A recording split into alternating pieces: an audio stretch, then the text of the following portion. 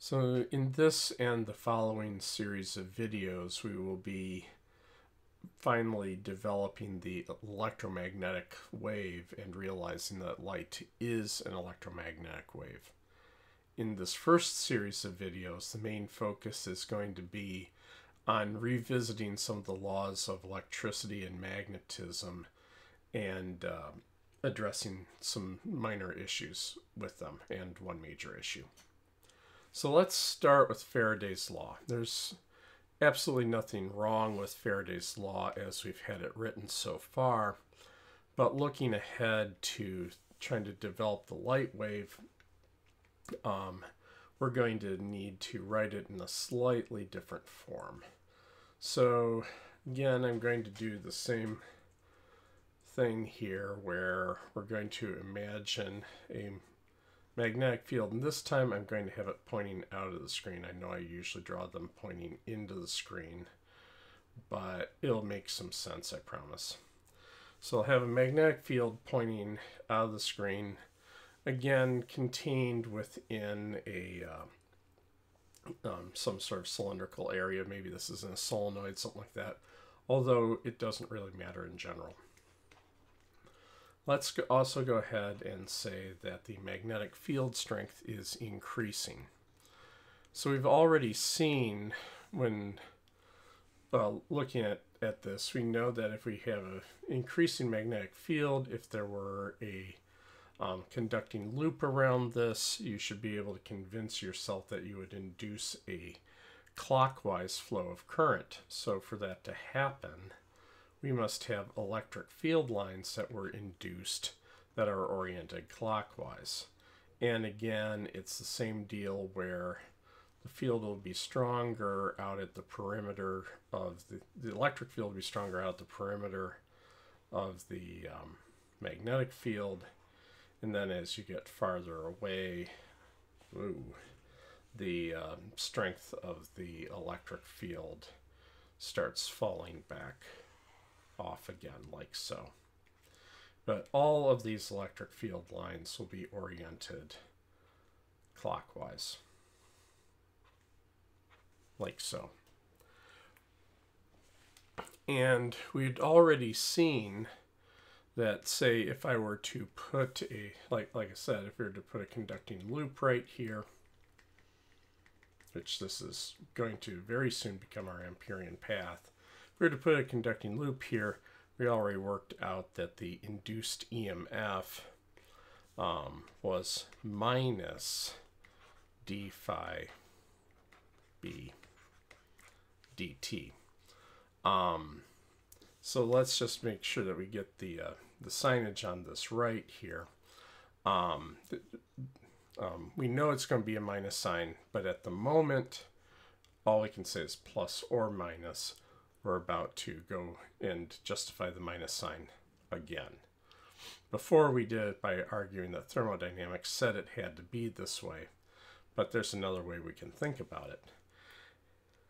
And the way we can think about it is to remember that the EMF that we get is going to be the electric work, the work done by the electric field, in this case per unit charge. This is non-conservative work because this electric field only lasts so long as the magnetic field is changing, and something has to be eating breakfast in order to make sure that the magnetic field is changing. So this is indeed non-conservative work, even though the very last step of this involves an electric field. But we can work this out. This is going to be, following the definition of work, this will be the integral over our path, so we'll just do a 360 here because we're only doing one loop, of the electric force dotted with ds. Now, because when you do these kind of integrations, the conventional thing is to decree that counterclockwise is positive. This is going to be our integration path.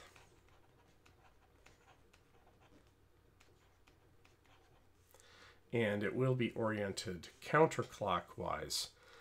And the reason for that is that that then makes outward positive relative to the surface bounded by the integration path. And we have, we have to divide this through by Q. Now, I'll just go ahead and pull it straight out of the integral. The force is equal to Q times the electric field. So this is just some test charge that we're shoving around, our test charge Q, so we're just dividing it back out. This will be Q, and then we can say this is the integral of E dot ds over Q.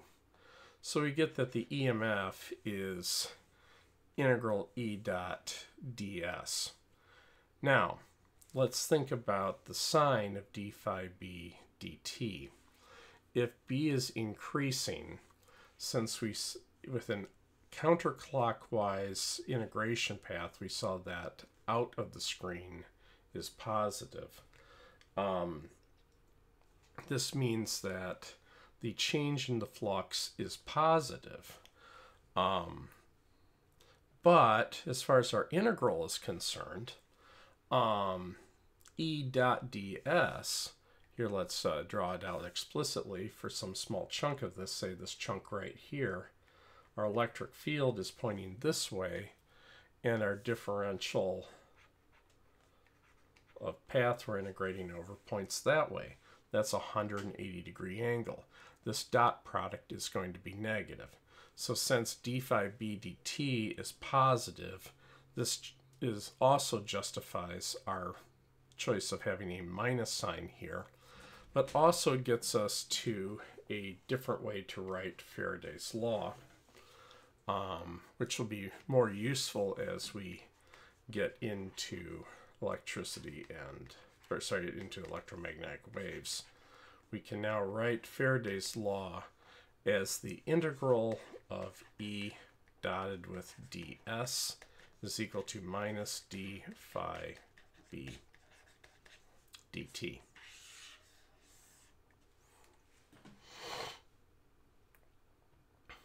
Alrighty. So with that, let's also go ahead and revisit Ampere's law. This is going to create a little bit bigger of a problem for us.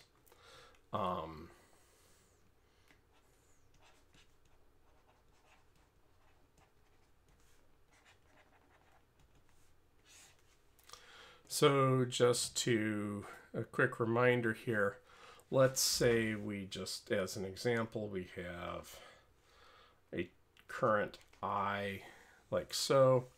We've worked out by the hitchhiker rule that the magnetic field will be circles going around the wire oriented following the curl of the fingers of your right hand if you put your thumb in the direction of the current. So again, with Ampere's law, we can do the same thing. If we wanted to find the strength of this, we could go ahead and pick an Amperian path to integrate over. And here, we will just go ahead and follow the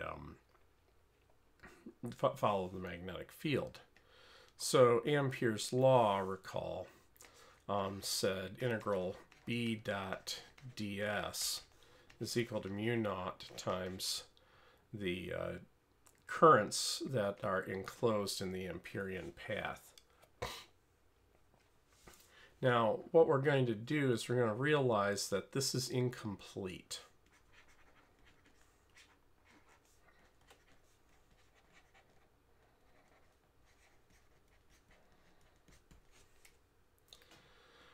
So here's a thought experiment for this. So let's say we go ahead and hook up a charging RC circuit. So we will go ahead and revisit that from before. So we have a battery switch, which we will close at time 0.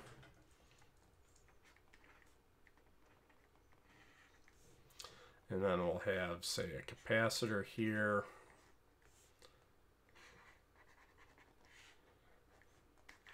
And a resistor here. So is, so initially our charge held on the capacitor is going to start at 0 at time 0. And then it'll progress until asymptotically, so I'll say Q at time infinity, it's equal to the capacitance times the EMF. Likewise,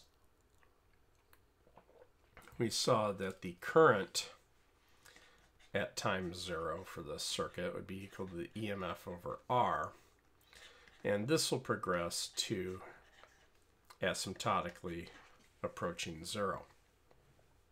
But the point is that there is a current. And so this leads to what I like to call the capacitor problem.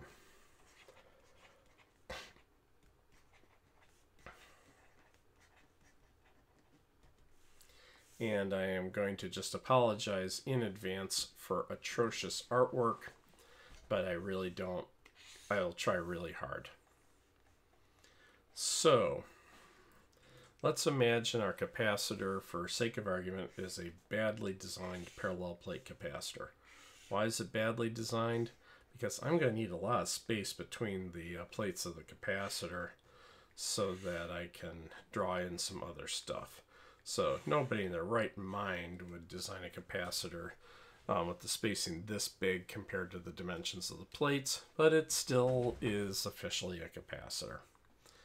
So attached to this plate of the capacitor is our wire carrying a current I, and then similarly attached to the lower plate will be our wire again carrying a current I.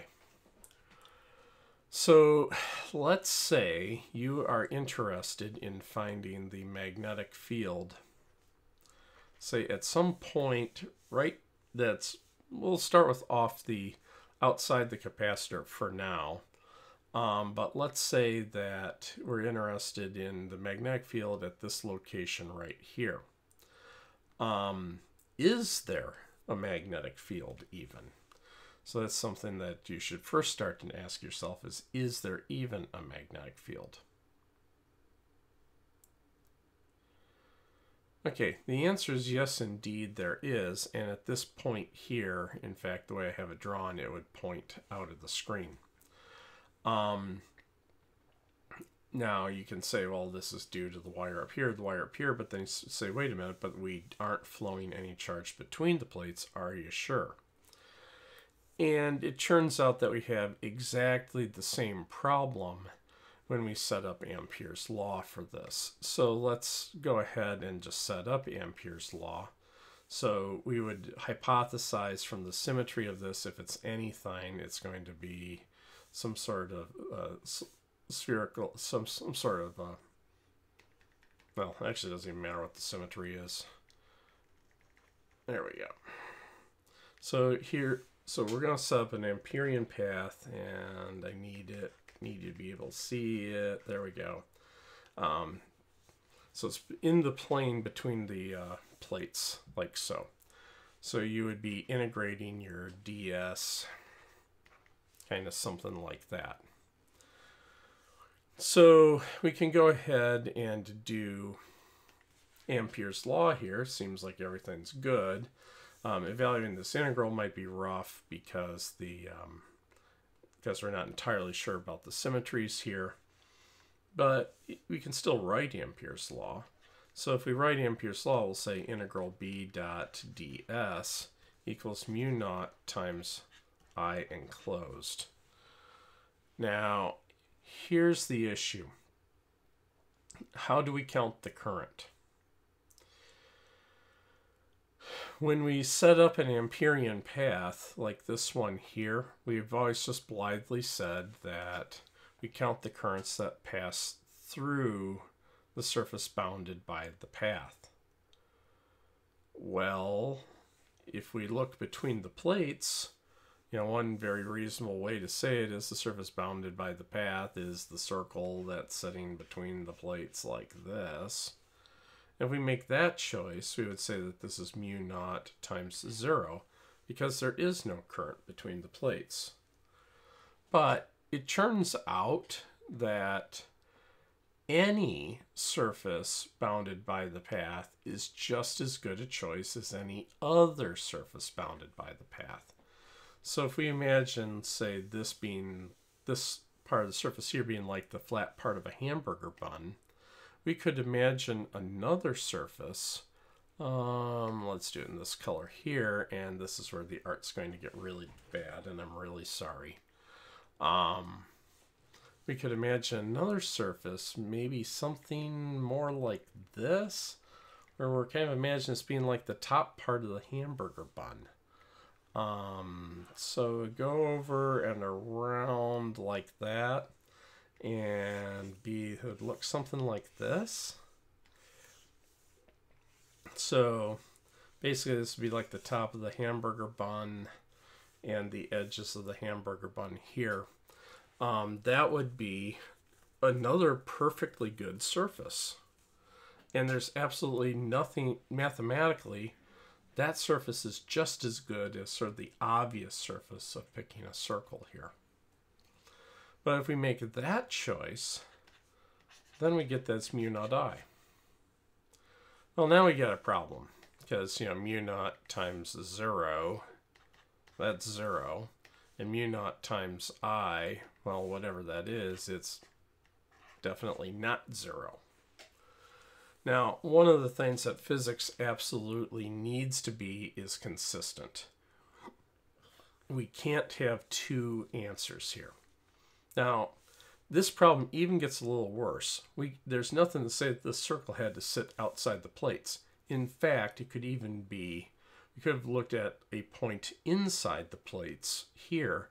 You'd have a smaller circle here, and you'd have to go out and around the plate and back in like that.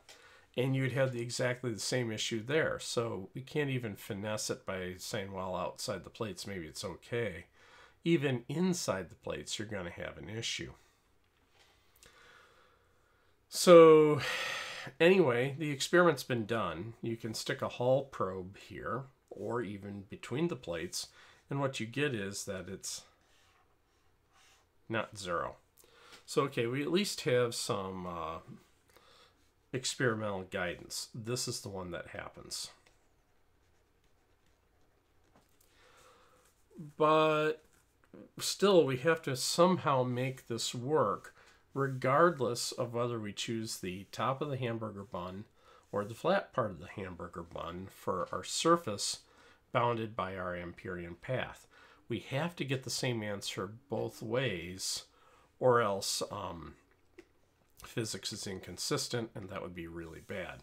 So this needs to be fixed. And the first step to trying to fix things is usually a theoretician is not going to take a theory that's been working incredibly well, and just because there's one little glitch with it, that they're just going to heave the whole thing. The first thing they're going to do is look to see if there's some sort of a band-aid they can put on this. So we're just going to say that this needs to be patched up, because it turns out that that is indeed the case. That's all it needs to be.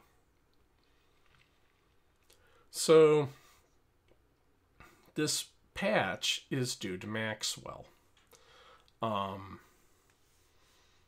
So the idea is going to go something like this. What Maxwell realizes that what we need is something that is happening between the plates that would be proportional to the current in the wire. If that's the case, then we can just develop another term based on the thing happening between the plates, and we can maybe get somewhere with that. So, do you have any ideas on that? Is there anything happening between the plates that we could potentially make proportional to the current?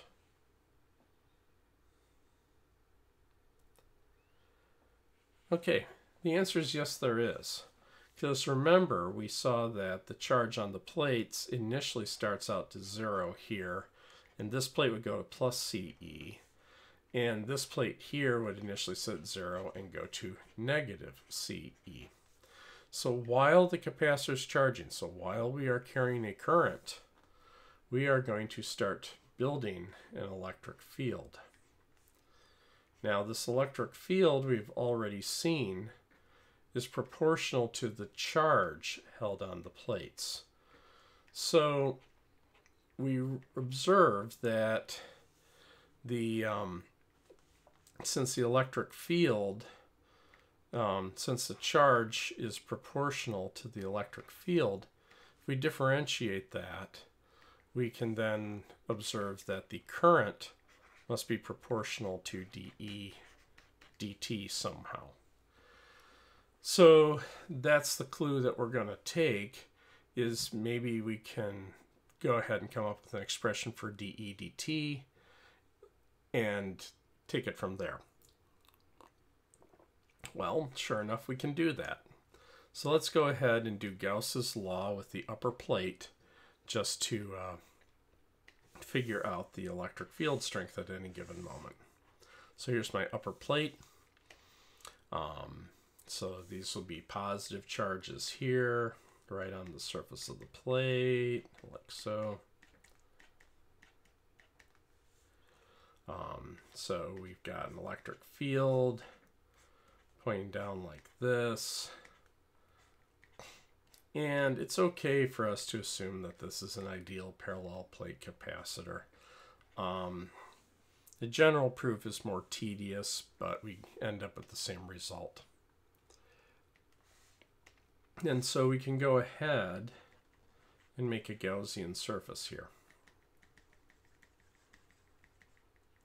All right, and we'll do a Gaussian pizza box with surface area A. So again, like we did before when we did Gauss's law, the edges of the pizza box don't contribute because the area vector for the edges will point out perpendicular to the electric field, or else be in a zone where the electric field is zero. Either way, the flux, E dot dA, is zero there. Similar to this top surface, because it's sitting in a conductor, the electric field there is zero, and so the E dot dA there would be zero. So the only place we've got to worry about it is right here. So our area vector points down like that, and our electric field lines point down like that. So we can go ahead and do Gauss's law.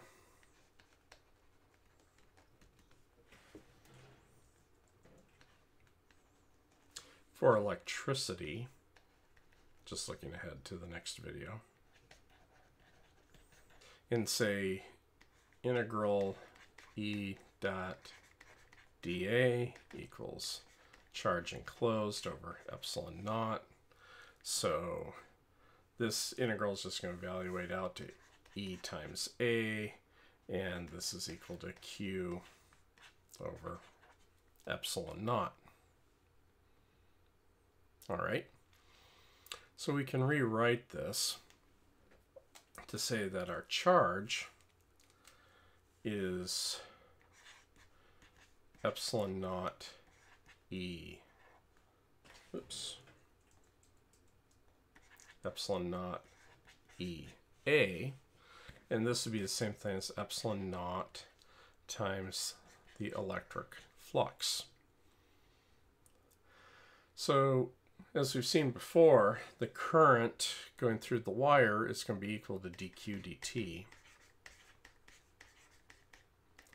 And so differentiating, this is going to give me epsilon naught times d phi e dt. So we found our quantity that will be exactly equal to the current. And this is a quantity that is happening between the plates. So if I add this term into Ampere's law, it should work no matter what. By the way, this term does have a name. It gets called the displacement current. And it's an absolutely awesome name except for two small problems. The first problem is it's not a current. And the second problem is there's nothing being displaced. But other than that, it's a great name. Alright, so you're going to ask, why the heck did we end up with a name like that? Well, when the theory of electricity and magnetism was first being developed, the way electric and magnetic fields were being modeled was by viewing them as vortices in a hypothetical substance called the luminiferous ether. Since we'll only be mentioning this maybe in passing once or twice more as we look into Einstein's theory of special relativity, you can pretty much imagine that this theory of the luminiferous ether is something that got discarded by the wayside. But this displacement current idea, the name originates with the idea that these sort of a vortex shedding kind of thing, these vortices were moving from one plate to the other, and so thus the name. But like I say, there is no current. No charges are moving between the plates, so there is no current, period. And there's nothing being displaced. Everything's just kind of sitting there. So it's a horrible name that exists for historical reasons. But it sticks around because it's a useful fiction. So what you can do is, even though this displacement current isn't a thing that actually exists, what we can do is we can imagine between our plates that if I'm flowing a physical current I in the wire, I can have uniformly spread out between the plates, I have a flow of this non-existent displacement current. So it's a useful mathematical fiction, but does not have a physical reality. And because we constructed it this way, this displacement current is exactly equal to the current. So now if we go back to our capacitor problem here, the idea now is we can say, oh, what we can do is we can, instead of just saying that we have to add up the current enclosed by the Amperian path, we have to add up both the physical current that the Amperian path encloses and the displacement current that it encloses. So Maxwell's patch to the to Faraday's law, and we will restate it more in a bit, but as it stands right now, Maxwell's patch to Faraday's law, or sorry, to Ampere's law. Maxwell's patch to Ampere's law can be written as integral b dot ds equals mu naught I, like we had before, but now you say in addition to the physical currents that may be passing through, we also add the displacement currents that are passing through. And this does the job. So if we we can go ahead and say take a look at our capacitor again here. Let's look at edge on this time and make it a more ideal capacitor. And I'm going to be drawing a cross section, so we're going to be looking at the cross section from over here. So we're carrying a physical current I here. Oops. And here. And so now what we'll be doing is we'll be saying, yeah, and between the plates, although it isn't really a physical thing, we pretend that there's a uniformly distributed displacement current going between the plates. And if it's across the whole plate, the displacement current will be equal to I. All right, so now let's go and take a section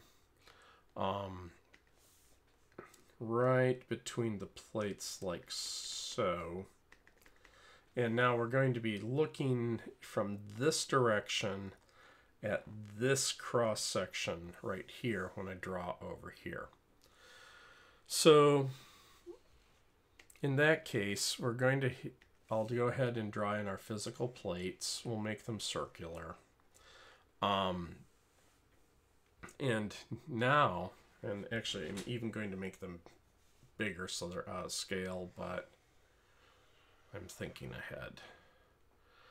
All right, so let's say that my plates on my capacitor have a radius big R.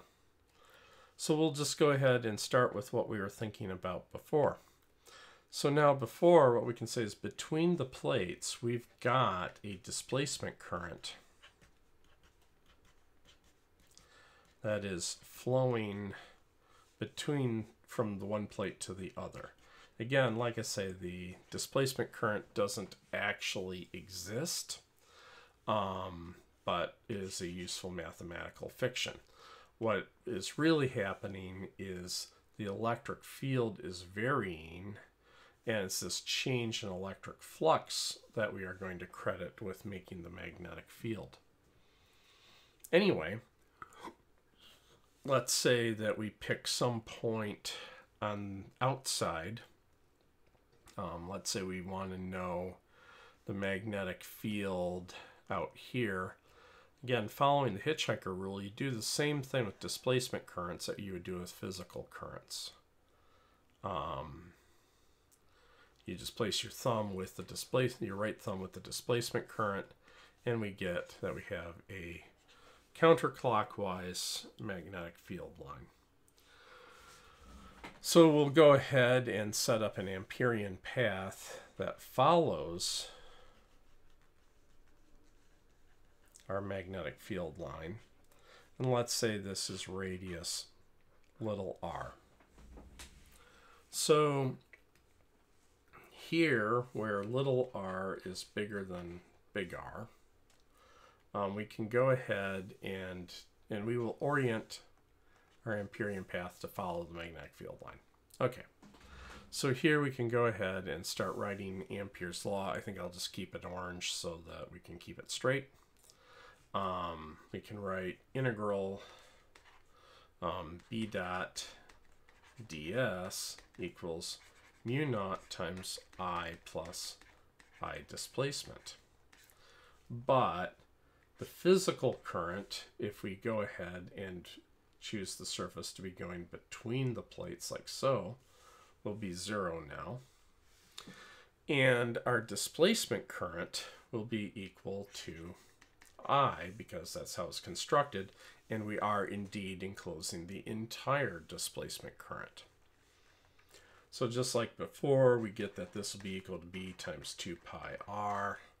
So this is mu naught I, and we end up with b is equal to mu naught over 2 pi I over r,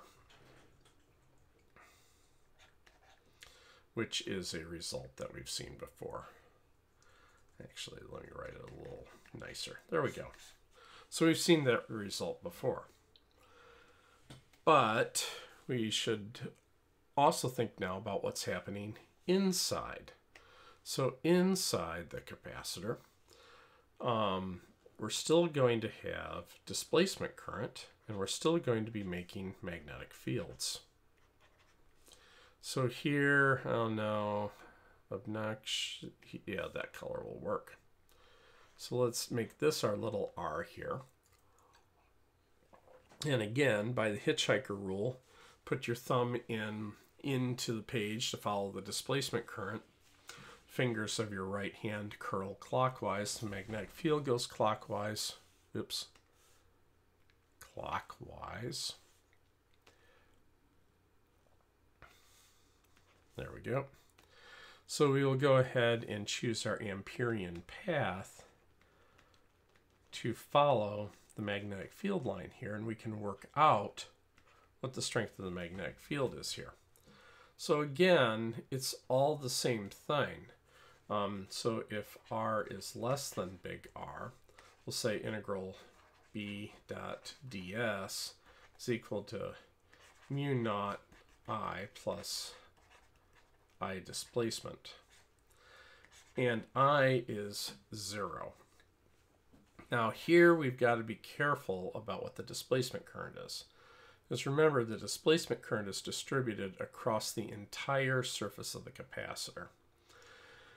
And all that counts is what's enclosed inside our Amperian path. So that's going to be proportional to the area enclosed by the Amperian path to the area enclosed by the capacitor plate.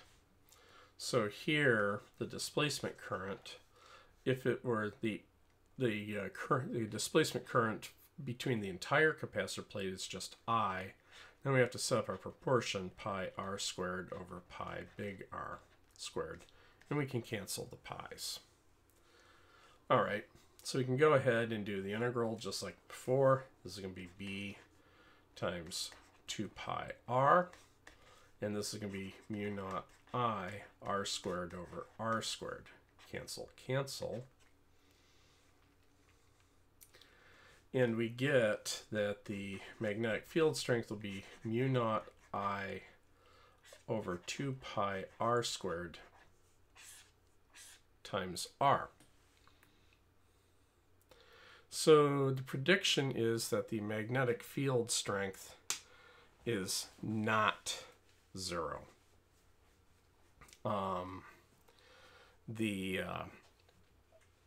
Inside the plates. And experiment verifies that this is indeed correct. So we can plot out our magnetic field strength here. So it goes, if this is R, it will increase linearly until we get to R, and then it falls off as 1 over R when we get outside.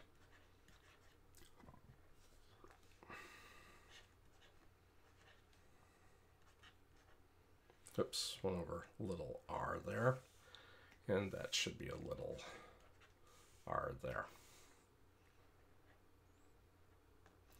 Let's have a hard time writing proportional to signs and making them look different than alphas. Alrighty, so in the next video, we will go ahead and develop Gauss's law for magnetic fields. Spoiler alert, it's kind of boring.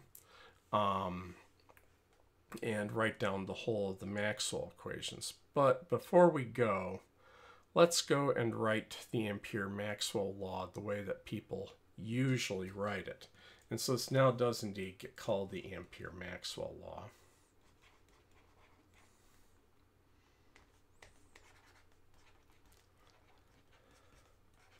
But instead of writing I displacement, you substitute in what it actually is, because after all, since the displacement current is not a current and there's nothing being displaced, it's better to just call it what it is, a changing electric flux. So when you substitute back in what we found the displacement current to be, usually write as integral b dot ds equals mu naught I enclosed plus mu naught, and then the displacement current is epsilon naught d phi e dt. So this is the Ampère-Maxwell Law.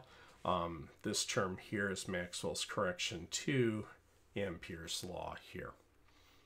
All right, so in the next video we will come up with Gauss's law for magnetic fields and discuss the Maxwell equations and their implications for light waves. Catch you in the next video.